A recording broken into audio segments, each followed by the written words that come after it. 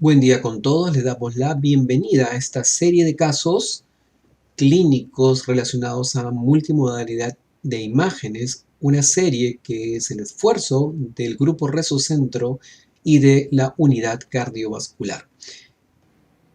El día de hoy tenemos como colaboradores en esta revisión de casos clínicos a la doctora Ángela Cachicatari. Ella es miembro del staff de Resocentro, es experta en resonancia magnética, tomografía cardíaca y cardiología nuclear.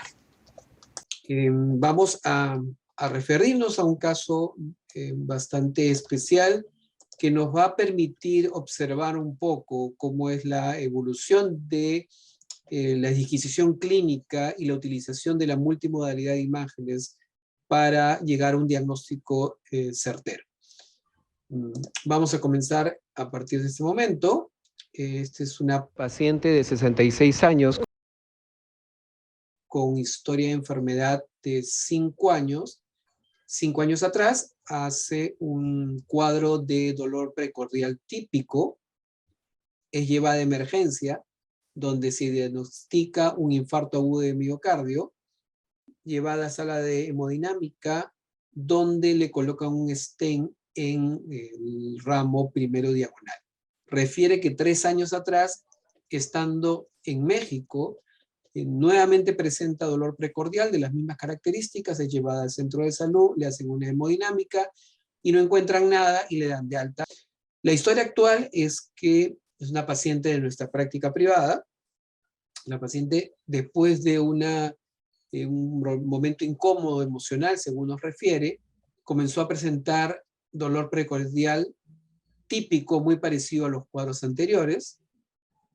Llaman al médico domiciliario, llegan en una ambulancia y le toman un electrocardiograma. Este es el electrocardiograma que ustedes pueden ver, es el electrocardiograma con dolor, y ahí podemos observar, aparentemente es un electrocardiograma normal. Siendo más exquisito, podemos ver un discreto acuminamiento de la onda T, que no es nada específico.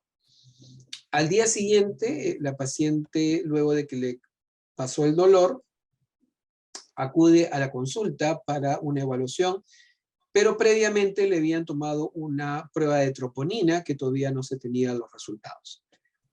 En el consultorio, la paciente se le toma un electrocardiograma y llamó mucho la atención que la paciente se encontraba sin dolor, había subido 4 escaleras, pero el electrocardiograma que ustedes notan es un electro bastante patológico, con una ondas T negativas simétricas en precordiales B3, B4, B5, B6, 1, 2 y ABF.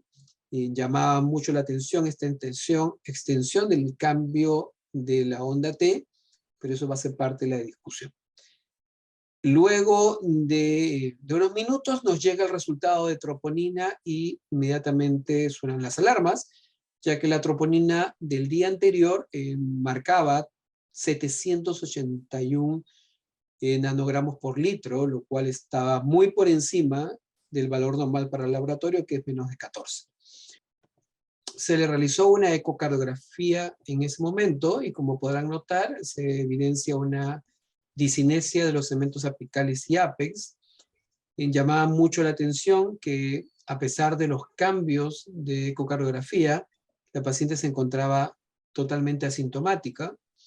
Si ven las imágenes del strain, es típico, es claro, los trastornos de las velocidades miocárdicas en los segmentos apicales, por lo que se esboza el diagnóstico de probable síndrome de Takotsubo.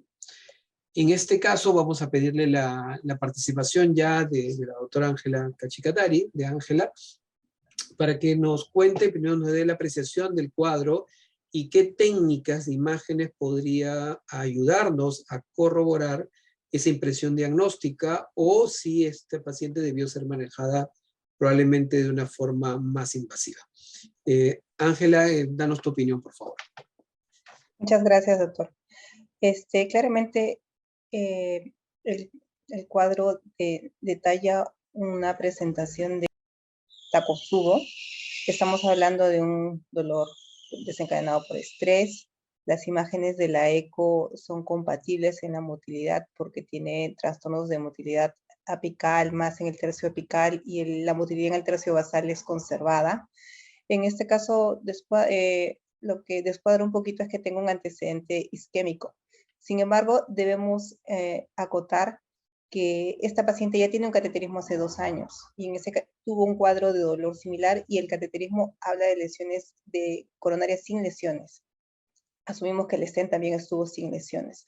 Entonces, y se habló acerca de la clínica, que al día siguiente la paciente tenía resolución del dolor y estaba bastante estable hemodinámicamente. En este caso, ya con la sospecha de Takotsubo, correspondería hacer una prueba anatómica, ¿no? Correspondería ver cómo está el estado de las coronarias, pero vale la pena ver las características clínicas de la paciente. En el electro los cambios son muy difusos, la paciente al día siguiente no tiene inestabilidad hemodinámica, entonces podríamos valorar qué técnica de análisis anatómico vamos a utilizar. En el contexto de una paciente ya con resolución completa de los síntomas, podríamos hablar de una técnica no invasiva. Claramente es un estudio anatómico, pero podríamos estar hablando de un estudio anatómico no invasivo como una tomografía. Tampoco sería muy cuestionable, muy criticable el hecho de usar una técnica invasiva únicamente por el antecedente de cardiopatía isquémica, pero recordemos que esta paciente tiene un estudio hace 2 años completamente normal, un evento medianamente similar, y esta vez la clínica nos orienta hacia un estudio menos invasivo. Para ubicarnos un poco, cuando nosotros tenemos un paciente con dolor de pecho, tenemos que tomar la decisión si es un cuadro agudo que debe ir de frente y sin lugar a dudas a aplicar todas las guías del síndrome coronario agudo y ya por lo general la sinusografía. Pero este caso es un caso particular y así es la vida diaria, y así es la práctica. Es un caso de una paciente que tuvo un cuadro agudo y al día siguiente ya no lo tiene, no, tenía cero dolor. ¿Tú crees que entraría en el protocolo de manejo de los síndromes coronarios crónicos?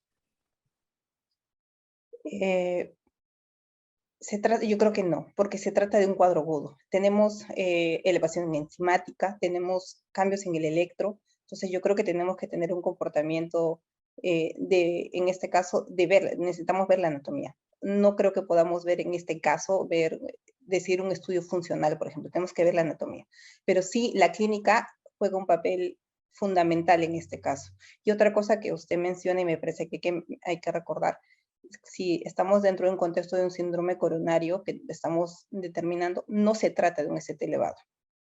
Los cambios del electrón no es un ST elevado, por lo tanto no es CATE directo sin cuestión, ¿no? Definitivamente no. Estamos hablando de cambios en la onda T, son cambios difusos y esto sumado a la clínica nos puede hacer tener un poco más de cautela en qué decisión o qué estudio anatómico vamos a elegir. Muy bien, entonces ante el análisis que haces, la paciente debería ir a un estudio no invasivo anatómico, un angioten coronario. Sería una alternativa debido a la clínica, sobre todo, ¿no? A la clínica de la paciente, que al día siguiente hay resolución de los síntomas, la eco muy característica. Entiendo que podría haber alguna discusión por el antecedente isquémico, pero repito, tiene un estudio hace 2 años con un cuadro algo parecido, sin lesiones. Estando de acuerdo con los comentarios de Ángela, en el momento se revisó el caso, se discutió y se procedió a hacer un estudio de angiotomografía coronaria. Se los voy a presentar rápidamente, no vamos a entrar en mucho detalle. Lo que vemos ahí en la imagen del centro es la posición del stent en primera diagonal. Si vemos en las otras imágenes, podemos ver que este stent es un stent pequeño, totalmente permeable. El flujo distal de la arteria coronaria es permeable, lo que demuestra que en esa zona no había una alteración, en este caso, del flujo. Llama la atención que el resto de los vasos eran totalmente normales y también no hay ninguna presencia de calcio coronario. Esto hace cuestionar un poco si ese stent fue colocado no se puede saber porque no se llega a observar si fue colocado ante la presencia de una pequeña placa, de repente una placa con característica de alto riesgo, un paciente que estaba haciendo dolor de pecho y disinesia. No sabemos la historia, cómo se puso ese stent. Si vemos la parte funcional de la tomografía, se mantiene todavía la zona de disquinesia apical y comprobamos que el resto de vasos están normales. Ya teniendo esta imagen de angiotomografía, donde no hay una justificación, en este caso coronario, para esa discinesia apical y el cuadro de dolor, ¿qué alternativas diagnósticas o qué estudios sugerirías? Definitivamente tendríamos que ir a un estudio de resonancia, ¿no? En este caso ya no correspondería tanto hacer un estudio, vamos a decir, funcional como coestrés, no brindaría más información. Un test de perfusión en un cuadro tan agudo, podríamos perder datos muy fundamentales en este caso agudo, como es la presencia de edema, ¿no? En este caso queremos aprovechar los primeros días donde todavía es valorable, cosas que quizás otras técnicas no nos van a brindar, ¿no? En este caso estaría indicado el estudio de resonancia magnética, repito, para ver características de agudeza de este cuadro, y segundo, ver si hay algún compromiso de fibrosis o pequeñas zonas de reforzamiento que también están descritas. Entonces pasamos a ver la resonancia magnética. No sé si nos puedes ir explicando las diferentes imágenes, las secuencias, para qué sirven y qué podemos observar. Bueno, acá tenemos las primeras imágenes, se tratan de imágenes en secuencia de cine, tratamos de reproducir las mismas imágenes que en ecocardio, tenemos 2 cámaras, 3 cámaras y 4 cámaras, donde en este caso estamos viendo el trastorno de motilidad, como se mencionó, en el lápiz, en el tercio apical, y la motilidad conservada en el tercio basal, características típicas de un Takotsubo. En las siguientes imágenes estamos viendo imágenes en eje corto, donde se repiten los mismos hallazgos. Son secuencias, hasta este momento no se utilizó contraste, son secuencias simplemente, son las imágenes específicas para ver edema, que son las imágenes en T2, donde podemos ver en estas imágenes a distintos cortes en 4 cámaras, donde se ve claramente una zona hiperintensa en el ápex, en el tercio apical del ventrículo izquierdo, que correlacionan perfectamente con los trastornos de motilidad descritos en la ecocardio, incluso en la ecocardiografía. Esta característica de hiperintensidad en estas secuencias señala la presencia de edema, ¿no? Y esto se traduce en la agudeza del cuadro. También vamos a resaltar la característica, la distribución del edema, ¿no? Entonces acá se ve bastante, con forma muy clara, la presencia de esta hiperintensidad, en este caso edema. Las siguientes imágenes son imágenes de perfusión en reposo, primer paso, donde estamos viendo de forma dinámica el paso del material de contraste en las cavidades, y lo que nosotros esperamos encontrar son zonas de defectos de perfusión en el ventrículo izquierdo, ¿no? Y que estas obedezcan a un criterio vascular, ¿no? Porque si son muy difusas podrían obedecer a otras etiologías. Acá se ve discretamente la hipointensidad en la zona del ápex y septal, muy, muy discreto. Y las siguientes imágenes corresponden ya a las zonas de reforzamiento tardío, donde estamos viendo la presencia de, bueno, cortes en eje corto, y si nos acercamos a ver las imágenes de la línea superior, vemos unas pequeñas zonas de hiperintensidad hacia la pared inferior, inferoseptal en las imágenes, repito, de la línea superior, pero llama la atención que este patrón no se trata de subendocárdico, se trata de un patrón más intramiocárdico. Este patrón, esta forma de presentación del reforzamiento es de característica no isquémica. Y si recordamos la región donde estaba el stent, que es una zona que es el territorio de la primera diagonal, no obedece a esta región, ¿no? Eso también hay que resaltarlo. Las siguientes imágenes son imágenes en T1 mapping, donde podemos ver los mismos cambios acerca en el ápex, en el tercio apical, la presencia de edema. Esto traduce la presencia de edema con la misma distribución que vimos en las secuencias anteriores. Muy bien, entonces creo que con las imágenes de resonancia se confirma el diagnóstico de síndrome de Takotsubo, que en realidad es una miocarditis, una inflamación probablemente de origen autoinmune o de origen vascular o microvascular. Para reafirmar un poco más el diagnóstico, se le hizo un seguimiento a la paciente. Al mes, ustedes pueden ver el electrocardiograma, aún mantiene las ondas T negativas, con menos de repente severidad de los primeros electrocardiogramas, y el ecocardio de control ya demuestra la resolución total del cuadro de discinesia. Recuerden que la paciente no fue invadida, no se le puso un nuevo stent ni nada.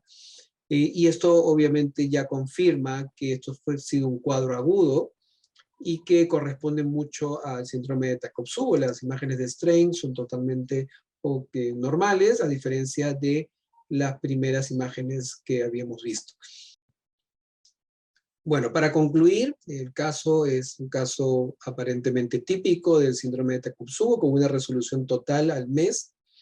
No sé si quieres darnos un resumen sobre cómo nos ha ayudado las imágenes en el diagnóstico, cómo ha sido el proceso de diagnóstico y cómo podríamos tomar la mejor decisión cuando tengamos pacientes de este estilo. Definitivamente lo que tenemos que considerar es ante qué paciente estamos. Lo segundo es qué características tiene el cuadro. Estamos hablando de un paciente inestable hemodinámicamente, un paciente con rápida resolución de síntomas.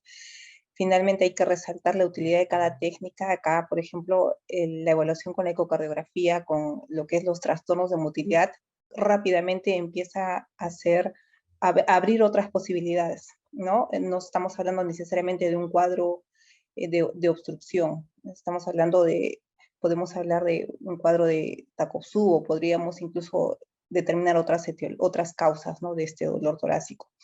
Entonces, ante esta valoración de riesgo, esta evaluación inicial del paciente, tenemos que elegir ante qué situación estamos. Vamos a elegir una evaluación funcional o una evaluación anatómica. En este caso, claramente necesitamos una evaluación anatómica. Y como decía, debido a los antecedentes podemos discutir qué evaluación anatómica vamos a elegir, ¿no? Eso depende de las características del paciente. Finalmente, resaltar que cada técnica ofrece características y ventajas sobre otro método. Para esto necesitamos saber exactamente qué estamos sospechando y qué técnica es la mejor indicada para cada escenario, ¿no? Muy bien. Entonces yo creo que ha sido bastante claro y didáctico este caso. Es un caso de la vida real, un caso incluso nuestro de la práctica privada, que nos ayuda a hacer esa disquisición diagnóstica a través de la multimodalidad de imágenes, y utilizando apropiadamente las técnicas nos pueden ayudar a resolver casos que aparentemente son complejos o que aparentemente nos pueden llevar a un falso diagnóstico como un infarto agudo miocárdico. No es un caso frecuente, sin embargo, nos ayuda a la utilización de imágenes. De esta forma nos despedimos hasta un nuevo caso desde el Grupo Resocentro, la Unidad Cardiovascular. Les deseamos muy buenas noches.